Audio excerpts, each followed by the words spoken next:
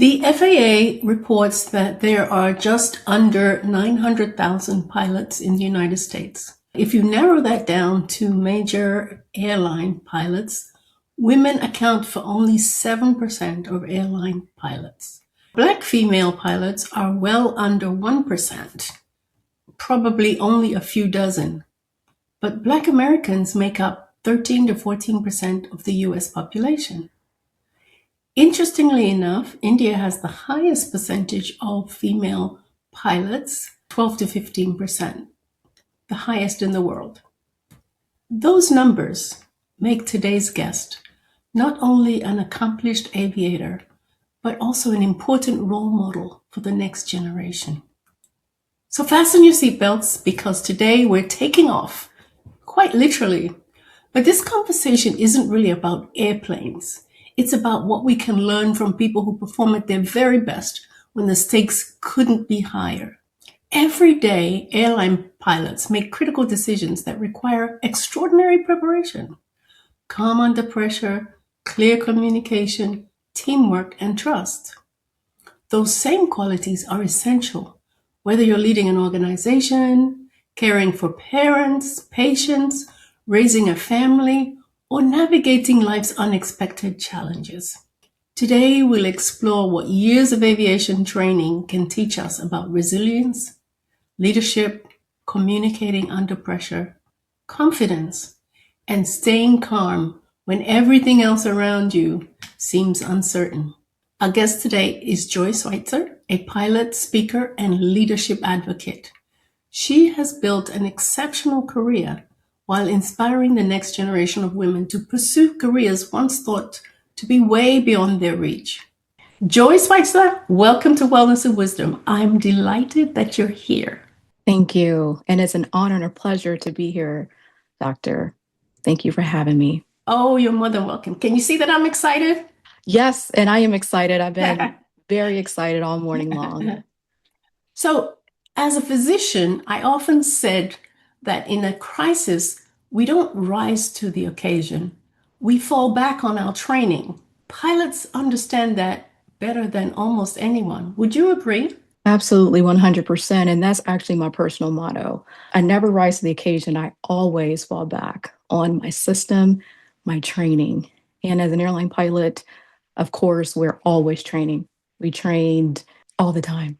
Once a year, we're always in the simulator, we're in the schoolhouse, preparing for the absolute worst emergency possible, emergencies that the normal person wouldn't even think of, we're preparing for and training for. And when you learn how to prepare, I believe you excel and your internal systems work for you. Your training kicks in when there is an emergency. So I love that. Now, what made little Joi want to become a pilot? That's a great question. Always been such an adventurous little girl, always, still very adventurous. The seed was planted probably when I was about 11 or 12. My dad worked for Lockheed Martin, and he would take me and my siblings to the flight line to different air shows, aviation museums. And he would take us to these air shows and put us behind these large military aircraft. And I just fell in love with the instruments, the buttons. How does this airplane fly is what I will often ask myself when he would put me behind the controls. And that's where the seed was planted. And I would often tell my parents, this is interesting. I believe this is something that I could do.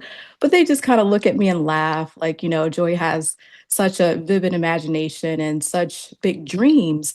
However, they continue to watch me and observe me and listen to see if I would, ask about. Change your mind. Yes, exactly. So I'd say the seed was planted. My mother and father nurtured that seed, or they watered that seed by encouraging me to pursue a career in aviation. When I set them down after I graduated college and said, look, this is definitely something that I want to do, and I need your help. And my mom said, we will help as best as we can. Flight school is very, very expensive. I believe that you should maybe try a career in becoming a flight attendant and see if aviation is something that you want to do, because the schedules are grueling. We have done our research, but I do want you to figure out if aviation is something that you want to do, as a career and long term. So I became a flight attendant for a few years, and I worked my way from the back of the airplane to the front of the airplane. So it all started as a dream as a little girl. Parents nurtured that seed, watered it, and here I am today, flying a Boeing 787 Dreamliner.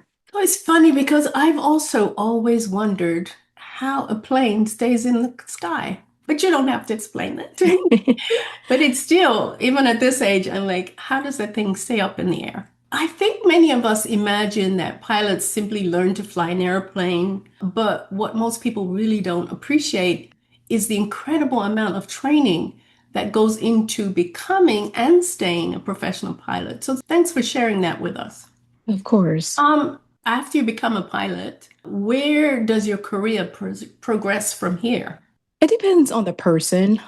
Me personally, I enjoy being a line pilot. I enjoy gaining as much experience as I can flying different aircrafts. And I enjoy the flexibility that allows me as a mom and an entrepreneur. I believe the next step for me, probably in a few years, is making maybe taking more of a management role in a couple years, just so that I can have that experience, but fly as well and just have a lifestyle of being more present at home, but also more responsibilities in the management leadership role at my current company. So, are women represented at the highest leadership levels in aviation yet?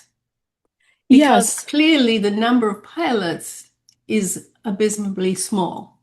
yes, it is. But you have to think about exposure too. Me as a little girl, I never saw lady pilots. It wasn't until I was probably about 14 years old and I was on my way from Atlanta to Chicago is where I saw my first lady pilot. You always see men. Men make up the majority of airline pilots. Women is right now, I believe, is 6.5, almost 7%. Of course, when that number grows, then there's more opportunities, available to women and taking more of a high level management role. But we do have a lot of senior executives, women in management at my current airline, and women are dominating, and we do well in those roles. But my job as a female pilot is to encourage young women to explore a career in aviation because the more they are exposed to it, the more they see it, they can dream about it and take the necessary steps to become an airline pilot. And then once you become an airline pilot, oh, I could be a chief pilot, or I can teach in the training center. I can be a ground instructor. So it's starting at the fundamental level. It's going to high schools and colleges and really encouraging women to pursue roles as airline pilots. It's a fascinating career. So, as pilots spend so much time making sure the airplane is fit to fly, how do you make sure you are fit to fly? I love that question. Pilots honestly have to assess themselves every single time they decide to sign off on that release and touch the controls. So it's an internal assessment that you ask yourself. And me, I ask myself, how do I feel today? Do I feel mentally ready, mentally there? Am I fatigued? Because, fatigue is something that is very prevalent in the industry because you're flying long hours and you're sitting around in the airport. So just making sure that you are physically present and mentally prepared. And I have a checklist that I personally use to make sure that I am fit to fly. And that's a checklist that I like to call my 6 Ps. And that's pen, picture, play, pivot, profess, and power. I start in the morning and I write down, I journal, and I that's very cathartic for me and therapeutic. So journaling number one, and then I picture myself doing the things that I'm supposed to do for the day. Let's just say I have a long trip from Philadelphia to Athens. I literally fly that route in my head. I know it's crazy. That sounds very bizarre, but I do. I picture myself doing the things that I need to take care for, in the day. And then I put it to play. So I move my body as well. So I make sure that I'm eating a nutritious breakfast. I'm moving my body. That may be 15, 30 minutes of just taking a walk or a jog around the neighborhood, maybe getting a workout in at the gym. And then I profess as I'm moving my body. So I'm constantly speaking life over myself. I'm constantly telling myself that I have the ability to do challenging things. I am successful. I just encourage myself. I encourage my spirit. And then lastly, power. I pray. That's something huge for me, is just praying and meditating and asking the Lord to be my captain for the day. So that's my internal system. And I actually envision those systems working in my body. I envision, like the picture and the play is over by the heart and everything is just, turning as it's supposed to turn. So that's my internal checklist. And that's how I make sure that I'm fit to fly. And it keeps me viable and strong all day long. I've heard you tell a remarkable story about the day one of your aircraft's engines decided to leave and separated from the airplane. Would you take us back to that day? Absolutely. I believe you're talking about the day I lost my right engine and I was flying from Boston to DCA. And this was October 31st of 2024. It's a day that, Halloween, yes, scary. it's a day that changed my life. But I learned a lot. I got a lot of revelation from losing that engine, and we'll talk about that. But I'll paint the picture for you.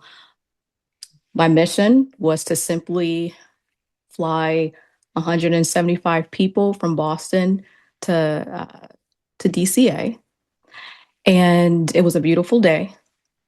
Blue skies, birds were out chirping.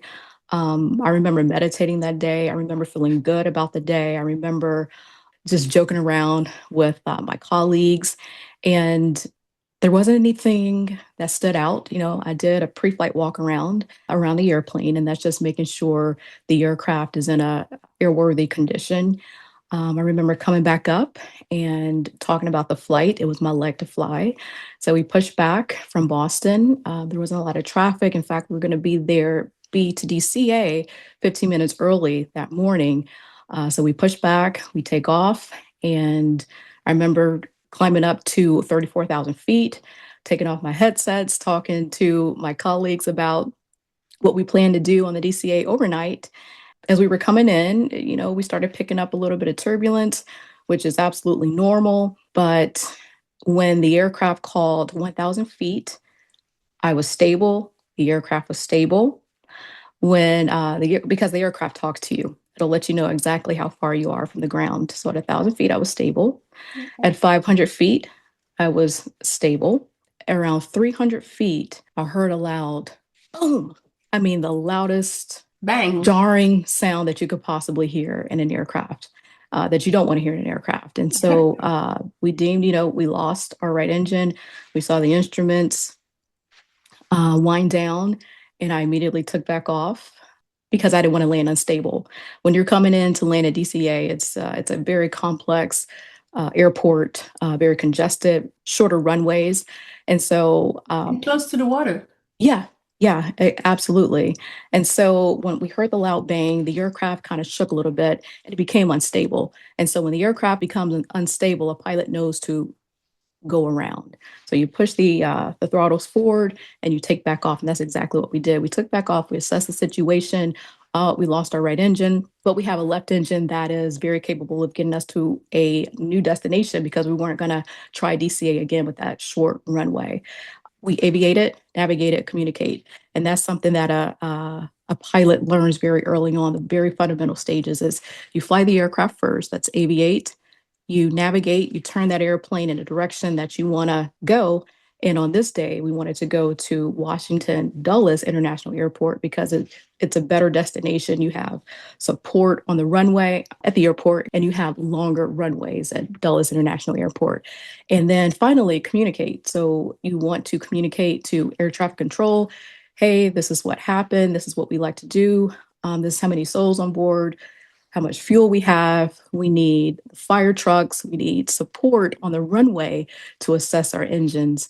And then lastly, we're communicating with flight attendants. We're communicating with our passengers. Passenger. Yes, because we know that they heard the noise and we don't want them to feel frightened in an aircraft that they have no control.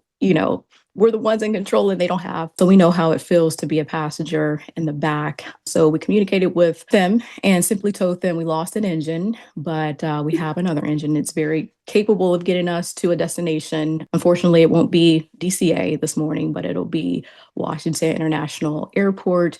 And we let them know the time that we would be on the ground. And funny enough, we had NTSB on board, so the National Transportation Organization on board our aircraft. So they are the ones who look into aircraft accidents, right? That morning, it was so very unusual morning. The NTSB representative introduced himself to me and said he'd be flying along. And I said, we're going to have a fantastic flight. And the next thing you know, we lost our engine and we're not landing in DCA. So they get off and he goes, wow, you guys handled that like professionals. And I'm glad it ended up in a landing as opposed to something else because that's their job is to investigate aircraft accidents and incidents. So got everybody off the aircraft, passengers commended us for a job well done. Flight attendants as well. They even said, hey, Joy, you sounded very confident, over the PA. You sounded confident when you talked to us, and it was contagious because then we were able to pull from your confidence and we became more confident and began to follow our standard operating procedures. So it was a great day. It's something that will live in the back of my mind for a long time, but I'm glad it happened. I'm glad I got some experience. And like I said, I got some great revelation from that accident and I developed a whole framework, because of it. Okay, so what did that episode teach you about yourself? That's a good question. It taught me that I can navigate turbulence, I can navigate pressure very well, and I can do so with excellence. And how you're able to do that is we talked a little bit about training in the beginning of this conversation, is always falling back on your training, but also slowing down. Because when you begin to rush and your mind begins to think about the worst case scenario, but you're trying to figure out solutions and you're trying to contain that emergency, you have to consider that the adrenaline is pumping, but you want to force yourself to slow down and fall back on your preparation and to also not allow fear to whisper to you and tell you that you won't be okay, because fear is a negative voice that will try to latch on like a leech onto our brain and to make us second guess ourselves. But as long as you slow down, you fall back on your training, you'll remain calm in every situation of your life. Yeah, because I was actually going to ask you, what do most people misunderstand about fear? Fear is there to intimidate you. Fear is there to take you off your course. As soon as I hear a negative voice, so just clapping back at fear is what I would tell anybody who struggles with anxiety and struggles with fear, giving fear a voice. Don't give it a voice. Now, do you think some people are born able to handle pressure, or is it something that can be learned? It's something that can be learned. I was always a very mild mannered, very calm young lady. So I think naturally, when I'm placed in high pressure situations, I do well. But that's not to say that I've had adrenaline going, 500 miles per hour. I've been nervous. I've been panicked. I second guessed myself, especially when I'm flying a new airplane or I'm trying to get used to something. So it's definitely something that can be trained. And as long as you have the mental fortitude and you tell yourself, it's all about repetition, all about professing over yourself that you can remain calm in every situation. To answer your question, yes, it can be trained if the person is trainable and coachable. So, what did this episode teach you about leadership that no classroom ever could have? What it taught me about leadership is having the audacity to act. And I was able to do that in the moment through that lived experience. And it's made me better on the other side. So, I'd like to shift gears slightly. You've experienced wonderful support as a working mother, including parental leave policies. But women's careers don't stop after they raise young children. They continue through many life transitions, raising families, caring for erring parents, taking on senior leadership roles, and eventually navigating midlife. What do you think organizations can do better to support women through every stage of their careers, not just when they're starting out? I believe if a woman wants to take on high level roles in her organization, plus raise children, plus have a loving marriage, she can have it all because I've been there, I'm doing it now, I've lived it, and it's certainly possible. But what organizations can do to equip women leaders is find them mentorship because I've been reading a lot about women feeling burnt out once they receive these executive leadership roles. And I believe with the correct mentorship, I believe with the correct leadership development training, a woman can succeed. But also, we talked about having an internal checklist. I believe a woman, when she masters herself internally, it reflects on the outside. She's able to make calm decisions. She's able to elevate and feel liberated in every aspect of her life at home, on the job, and learning that having a system, a framework that she falls back on will absolutely keep her afloat and help her make executive leadership decisions at home and management in her personal life. So, as you know, menopause and leadership are my passion. As a physician, I see many accomplished women struggle through menopause while leading teams and organizations, or perimenopause. Symptoms such as poor sleep, brain fog, anxiety, difficulty concentrating can affect anyone's performance, even highly capable professionals. How can leaders create a culture where women feel supported rather than judged during those transitions? And I'll tell you the reason I'm asking that, because organizations invest years developing experienced professionals like yourself. So, what can leaders do to make sure that they don't lose this most talented and experienced group of women just because they're going through various biological transitions? And once they get that under control, they probably will be even better employees at the end of the road, if that makes sense. Yes, it does. I believe simply listening. I believe having other women in authority positions that can relate, that can empathize, because Exactly. when yes, women are have emotional intelligence and we lead with excellence. So just putting SOPs in place, standard operating procedures, that help women navigate motherhood, transitioning back to work from motherhood, not judging women when they come back and they may be dealing with a little bit of postpartum. I've seen it. I've heard colleagues talk about it, not in the airline pilot world, but more in the corporate space. And it's putting SOPs in place and forcing yourself to sit down with women in large organizations and having those discussions, having workshops to train others about the complexities of women because women can absolutely lead. We can lead as with having small children at home.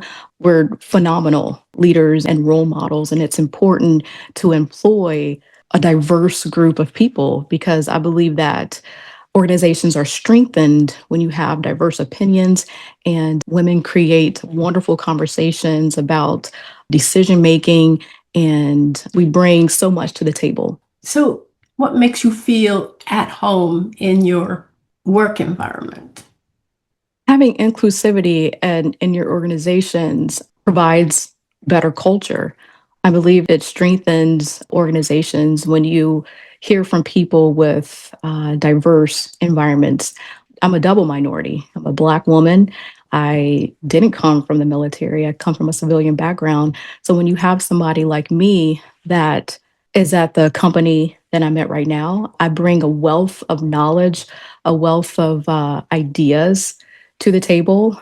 For instance, we have a workshop where we put pilots through, and it's a leadership workshop. And I was able to provide kind of like the people that designed this program with exceptional examples and ideas because I do come from a diverse background, and they were wow, and then pulled me over to the side and said, "Hey, we would love for you to help us with this workshop and to become one of the leads because of your experience." So it's just taking somebody like me, being a Black female, coming from a background of customer service and being a mother, being a person who volunteers outside of work and having my experience and bringing it to pilot leadership workshop, you know, it taken off. Yeah, well, that sounds great because, I mean, the mere fact that they have those workshops means that they have some open-mindedness. I believe, you could correct me if I'm wrong, that flexibility, mentorship, and understanding leadership plays a lot into keeping or retaining talented women. Yes, So it's absolutely. great that they can see that, you know, workshops are ongoing, work in progress, right? Yeah. So, what gives you hope about the future of women in aviation looking forward? I have hope. I have young women that will approach the flight deck and ask questions, ask me about my experience, and say, I am looking for mentorship. This is what I want to do in life. And I believe social media is a good thing. It highlighted my industry quite well. A lot of pilots describing what it's like to be an airline pilot, describing their journey. You can find a lot on YouTube and TikTok and Instagram. And I believe it's a needle in the right direction. And more women are interested in pursuing a career in aviation, but not just as an airline pilot, but an air traffic controller, an engineer. And it's exciting to see. So, if you had 5 minutes with the CEO of your airline, what would you ask them to do to make it the best place in America for women pilots? We spend a lot of money on aircrafts and we spend a lot of money on technology. And why not take a large sum of that money and invest it back into the people and invest it back into women? I believe that communication, decision making under pressure, discipleship, and stewardship is needed. And I believe having SOPs and workshops tailored for women. I believe just making every employee from the most junior flight attendant to the most senior captain at my organization feel seen, valued, and want to come to work because the culture is awesome. So, when a little girl sees you walk through the airport in your captain's uniform, what do you hope she sees? Dream big, that I can become anything that I want to become. Little girls who see me in uniform all the time come up to me and say, "Hey, I've never seen a woman pilot. This is incredible. Show me the path." And I always say, dream big, anything is possible, to keep God first. And always know that you may not feel confident at first, but your confidence is built in preparation. Finally, wellness and wisdom. At this stage of your life, what does wellness mean to you? It's the Wellness doctor question. Wellness in this portion of my life means stewardship. I say about 10, 15 years ago, when I was a lot younger, I wanted to perform and I was always chasing a carrot and I wanted to look a certain way. But in my 40s, stewardship is important. Stewarding what the body that God gave me, honoring my body, honoring my mental health, and knowing that it's a temple of the Holy Spirit, feeding it nutritious foods, but also realizing that I have an assignment. In order to fulfill my assignment and my why, which is my children and leaving a legacy, I must keep my body in a well-oiled machine whole. Well, I've seen some of your pictures. I think I saw them on Facebook or somewhere. Okay. Yeah, you are in amazing shape. Whoa, Thank you. So look are like you. a physical trainer. So keep up the good work. Thank you. And lastly, what's one piece of wisdom you hope every woman listening today will carry with her? You've given us a lot of pieces of wisdom about staying calm, handling anxiety, believing in yourself. Is there one piece of wisdom you hope that every woman listening today will carry forward with her? Yes. And if I could go back and tell my younger self this is don't wait to feel confident to take the next step. I think a lot of times women feel stuck because we're waiting for this magical moment, this confident moment. The best advice that I would give a woman is confidence is usually what comes first, is starting, is being prepared. I've learned some of the most meaningful opportunities that I've ever gotten was from me just not feeling ready, but absolutely saying yes, and then starting and then executing. So prepare well, trust God. Don't let fear make decisions that will deter you or that will keep you from flying. Well, Joy, thank you so much for being with us today. We did have a little hiccup with the technology this morning, so It's okay. you demonstrated your calmness under pressure, for which I appreciate a lot. And I really, really appreciate you coming in. Hopefully, we'll see each other again in the future. Yes, it's been a pleasure. So best of luck to you, your family, and your wonderful career. And keep flying, girl. Take it higher and higher. Thank you, Dr. Takali. It's been an honor and a pleasure. Okay. Bye-bye now. Bye-bye. Joy, thank you for taking us behind the cockpit door. When we began today's conversation, I asked what allows ordinary people to perform extraordinarily when the pressure is greatest. What we've learned is that excellence under pressure isn't something that simply appears in the moment. It's built long before the crisis ever comes. Through years of training, preparation, continual learning, teamwork, communication, and trust, pilots develop the confidence to remain calm when the stakes are highest. And while very few of us will ever fly a commercial airliner, every one of us will face moments that demand resilience, sound judgment, and clear communication. So the cockpit has been today's classroom, but the lessons reach far beyond aviation. Whether you're leading an organization, caring for patients, raising a family, navigating a difficult season of life, or supporting colleagues through life's many transitions, these principles can help us all perform with greater confidence and compassion.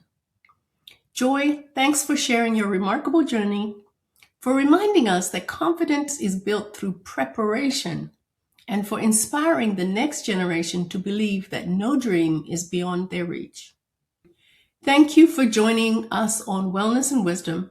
If today's conversation inspired you, please subscribe, share this episode with someone who could benefit from it, and remember, wellness isn't just about living longer. It's about living with purpose, resilience, and wisdom. Until next time, take good care of yourself. This is Dr. Tuakli signing off.